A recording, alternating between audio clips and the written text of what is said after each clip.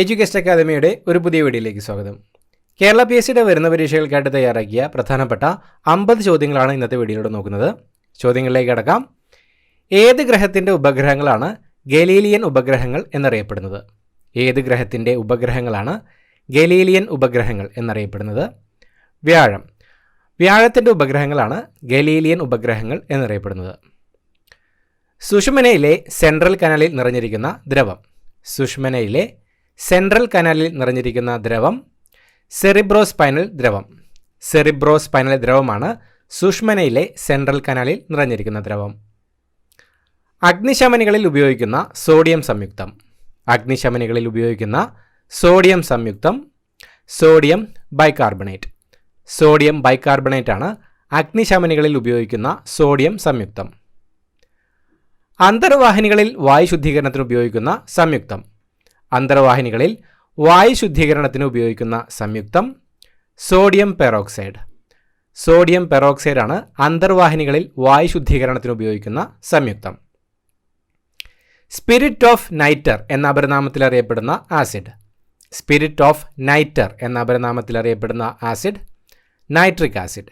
Nitric acid ആണ് spirit of നൈറ്റർ എന്ന അപരനാമത്തിൽ അറിയപ്പെടുന്ന ആസിഡ്. ജീവിക്കുന്ന ഫോസിൽ എന്നറിയപ്പെടുന്ന മത്സ്യം. ജീവിക്കുന്ന ഫോസിൽ എന്നറിയപ്പെടുന്ന മത്സ്യം സീലോകാന്ത്. സീലോകാന്ത് എന്ന മത്സ്യമാണ് ജീവിക്കുന്ന ഫോസിൽ എന്നറിയപ്പെടുന്ന മത്സ്യം. ചവിട്ടുനാടകം ആവിർഭവിച്ചത് ഏത് വിദേശ ശക്തിയുടെ സ്വാധീനത്തിലാണ്? ചവിട്ടുനാടകം ആവിർഭവിച്ചത് ഏത് വിദേശ ശക്തിയുടെ സ്വാധീനത്തിലാണ്? പോർച്ചുഗീസുകാർ. ചവിട്ടുനാടകം ആവിർഭവിച്ചത് പോർച്ചുഗീസുകാരുടെ സ്വാധീനത്തിലാണ്. കിപ്പർ എന്ന അപരനാമത്തിൽ അറിയപ്പെട്ടിരുന്ന ഇന്ത്യൻ സൈനിക മേധാവി. കിപ്പർ എന്ന അപരനാമത്തിൽ അറിയപ്പെട്ടിരുന്ന ഇന്ത്യൻ സൈനിക മേധാവി KM കരിയപ്പ. KM കരിയപ്പയാണ് കിപ്പർ എന്ന അപരനാമത്തിൽ അറിയപ്പെട്ടിരുന്ന ഇന്ത്യൻ സൈനിക മേധാവി. ഏറ്റവും സാധാരണമായ വൈറസ് രോഗം. ഏറ്റവും സാധാരണമായ വൈറസ് രോഗം ജലദോഷം. ജലദോഷമാണ് ഏറ്റവും സാധാരണമായ വൈറസ് രോഗം. ഉരുളുന്ന ഗ്രഹം എന്നറിയപ്പെടുന്നത്. ഉരുളുന്ന ഗ്രഹം എന്നറിയപ്പെടുന്നത് യുറാനസ്. യുറാനസ് ആണ് ഉരുളുന്ന ഗ്രഹം എന്നറിയപ്പെടുന്നത്. കേരളത്തിലാദ്യത്തെ സ്പൈസസ് പാർക്ക് സ്ഥാപിതമായത് എവിടെ? കേരളത്തിലാദ്യത്തെ സ്പൈസസ് പാർക്ക് സ്ഥാപിതമായത് എവിടെയാണ്? പുറ്റടി. പുറ്റടിയിലാണ് കേരളത്തിലാദ്യത്തെ സ്പൈസസ് പാർക്ക് സ്ഥാപിതമായത്. തിരുവനന്തപുരം ദൂരദർശൻ കേന്ദ്രത്തിൻ്റെ ആദ്യ ഡയറക്ടർ ആരായിരുന്നു? തിരുവനന്തപുരം ദൂരദർശൻ കേന്ദ്രത്തിൻ്റെ ആദ്യ ഡയറക്ടർ ആരായിരുന്നു? K. കുഞ്ഞികൃഷ്ണൻ. K. കുഞ്ഞികൃഷ്ണനായിരുന്നു തിരുവനന്തപുരം ദൂരദർശൻ കേന്ദ്രത്തിൻ്റെ ആദ്യ ഡയറക്ടർ. യോഗക്ഷേമ സഭ രൂപം കൊണ്ടത് ഏത് സമുദായത്തിൻ്റെ പുരോഗതി ലക്ഷ്യമിട്ടാണ്? യോഗക്ഷേമ സഭ രൂപം കൊണ്ടത് ഏത് സമുദായത്തിൻ്റെ പുരോഗതി ലക്ഷ്യമിട്ടാണ്? ബ്രാഹ്മണ സമുദായം. ബ്രാഹ്മണ സമുദായത്തിൻ്റെ പുരോഗതി ലക്ഷ്യമിട്ടാണ് യോഗക്ഷേമ സഭ രൂപം കൊണ്ടത്. ഏറ്റവും ചെറിയ മസ്തിഷ്കമുള്ള പ്രൈമേറ്റ്. ഏറ്റവും ചെറിയ മസ്തിഷ്കമുള്ള primate mouse lemur. Mouse lemur ആണ് ഏറ്റവും ചെറിയ മസ്തിഷ്കമുള്ള പ്രൈമേറ്റ്. കേരളം ദൈവത്തിൻ്റെ സ്വന്തം നാട് എന്ന പരസ്യവാചകത്തിൻ്റെ ഉപജ്ഞാതാവ്. കേരളം ദൈവത്തിൻ്റെ സ്വന്തം നാട് എന്ന പരസ്യവാക്യത്തിൻ്റെ ഉപജ്ഞാതാവ് വാൾട്ടർ മെൻഡസ്. വാൾട്ടർ മെൻഡസ് ആണ് കേരളം ദൈവത്തിൻ്റെ സ്വന്തം നാട് എന്ന പരസ്യവാക്യത്തിൻ്റെ ഉപജ്ഞാതാവ്. ആരെയാണ് ജനം ബഹുമാനപൂർവ്വം സൂപ്രണ്ട് അയ്യ എന്ന് വിളിച്ചത്? ആരെയാണ് ജനം ബഹുമാനപൂർവ്വം സൂപ്രണ്ട് അയ്യ എന്ന് വിളിച്ചിരുന്നത്? തൈക്കാട് അയ്യ. തൈക്കാട് അയ്യാവെയാണ് ജനം ബഹുമാനപൂർവ്വം സൂപ്രണ്ട് അയ്യ എന്ന് വിളിച്ചിരുന്നത്. എല്ലാവർക്കും നൽകാവുന്ന രക്തഗ്രൂപ്പ്. എല്ലാവർക്കും നൽകാവുന്ന രക്തഗ്രൂപ്പ് O ഗ്രൂപ്പ്. O ഗ്രൂപ്പാണ് എല്ലാവർക്കും നൽകാവുന്ന രക്തഗ്രൂപ്പ്. വിക്ടോറിയ മെമ്മോറിയൽ എവിടെയാണ്? വിക്ടോറിയ മെമ്മോറിയൽ എവിടെയാണ്? കൊൽക്കത്ത. കൊൽക്കത്തയിലാണ് വിക്ടോറിയ മെമ്മോറിയൽ സ്ഥിതി ചെയ്യുന്നത്. ഏത് കായൽ അറബിക്കടലുമായി യോജിക്കുന്നിടത്താണ് നീണ്ടകര ആഴി? ഏത് കായൽ അറബിക്കടലുമായി യോജിക്കുന്നിടത്താണ് നീണ്ടകര ആഴി? അഷ്ടമുടിക്കായൽ. അഷ്ടമുടിക്കായൽ അറബിക്കടലുമായി യോജിക്കുന്നിടത്താണ് നീണ്ടകര ആഴി. കോഴിക്കോട് തത്വപ്രകാശിക ആശ്രമം സ്ഥാപിച്ചത്.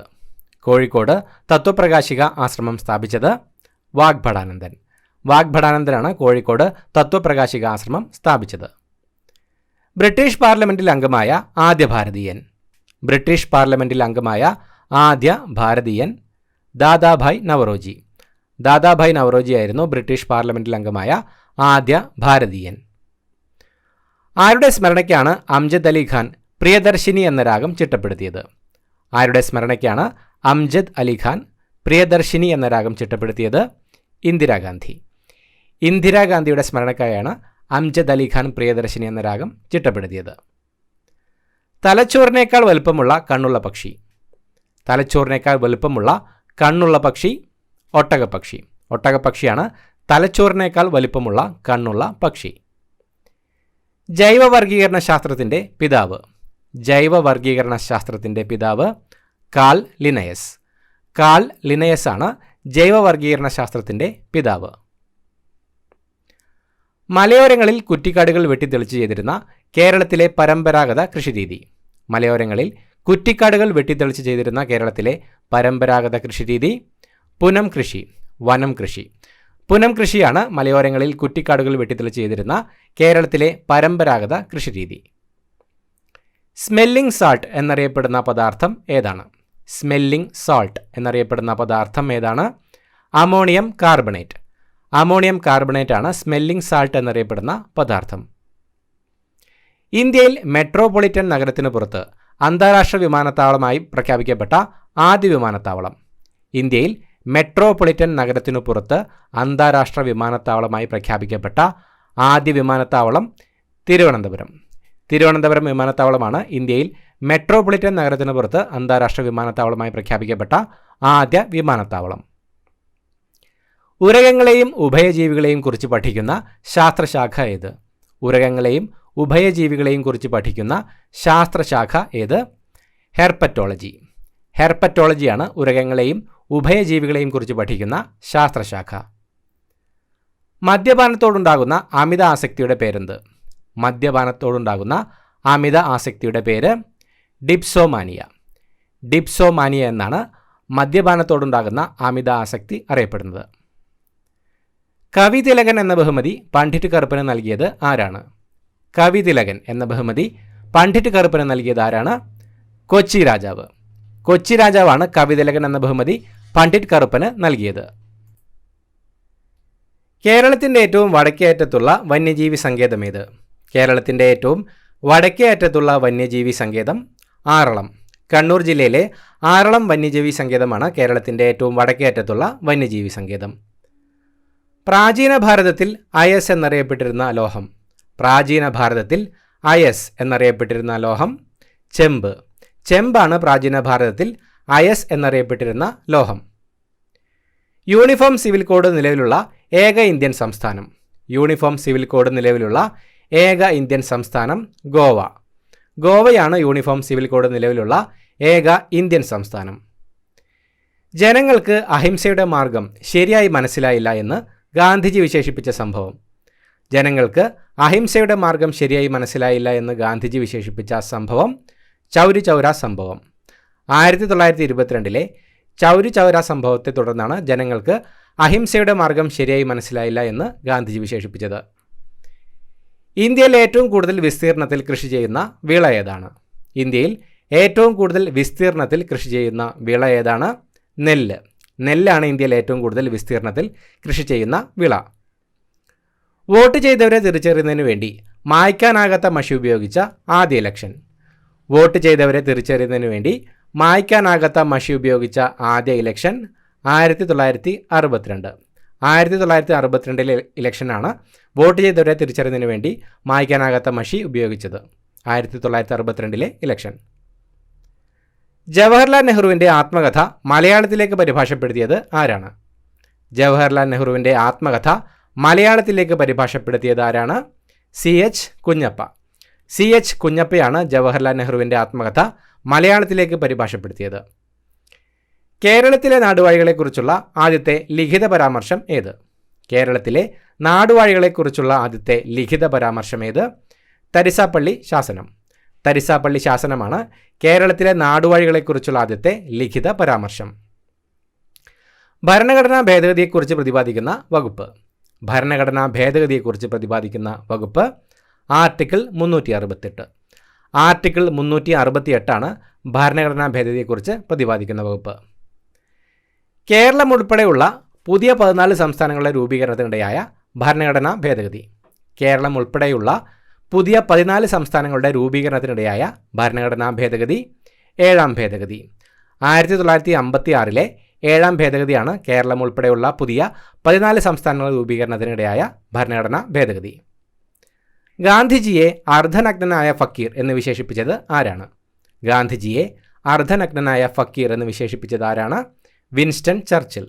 വിൻസ്റ്റൺ ചർച്ചിലാണ് ഗാന്ധിജിയെ അർദ്ധനഗ്നനായ ഫക്കീർ എന്ന് വിശേഷിപ്പിച്ചത്. സെല്ലുലാർ ഫോണിൻ്റെ പിതാവ്. സെല്ലുലാർ ഫോണിൻ്റെ പിതാവ് മാർട്ടിൻ കൂപ്പർ. മാർട്ടിൻ കൂപ്പറാണ് സെല്ലുലാർ ഫോണിൻ്റെ പിതാവ്. വെളിച്ചം ദുഃഖമാണുണ്ണി തമസല്ലോ സുഖപ്രദം. ഇതാരുടെ വരികൾ? വെളിച്ചം ദുഃഖമാണുണ്ണി തമസല്ലോ സുഖപ്രദം. ഇത് ആരുടെ വരികളാണ്? അക്കിത്തം അച്യുതൻ നമ്പൂതിരി. അക്കിത്തം അച്യുതൻ നമ്പൂതിരിയുടെ വരികളാണ് വെളിച്ചം ദുഃഖമാണുണ്ണി തമസല്ലോ സുഖപ്രദം എന്നത്.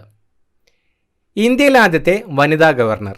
ഇന്ത്യയിലെ ആദ്യത്തെ വനിതാ ഗവർണർ സരോജിനി നായിഡു. സരോജിനി നായിഡു ആയിരുന്നു ഇന്ത്യയിലെ ആദ്യത്തെ വനിതാ ഗവർണർ. കേരളത്തിലെ ഏറ്റവും വലിയ കോട്ട ഏതാണ്? കേരളത്തിലെ ഏറ്റവും വലിയ കോട്ട ഏതാണ്? ബേക്കൽ കോട്ട.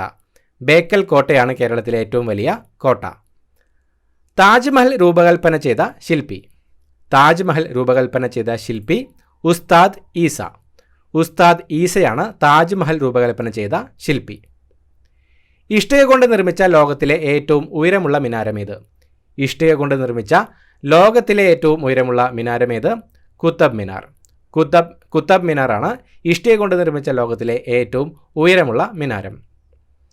ഏഷ്യയിൽ ആദ്യമായി ബാലറ്റിലൂടെ അധികാരത്തിലെത്തിയ കമ്മ്യൂണിസ്റ്റ് മന്ത്രിസഭ. ഏഷ്യയിൽ ആദ്യമായി ബാലറ്റിലൂടെ അധികാരത്തിലെത്തിയ കമ്മ്യൂണിസ്റ്റ് മന്ത്രിസഭ 1957 കേരളത്തിലെ പ്രഥമ മന്ത്രിസഭ.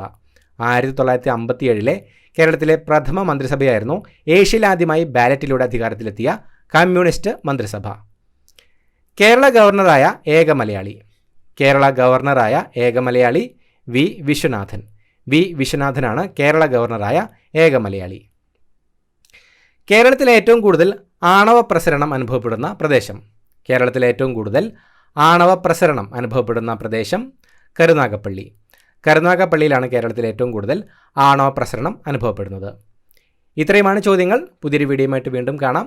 Thank you so much for watching. Have A nice day.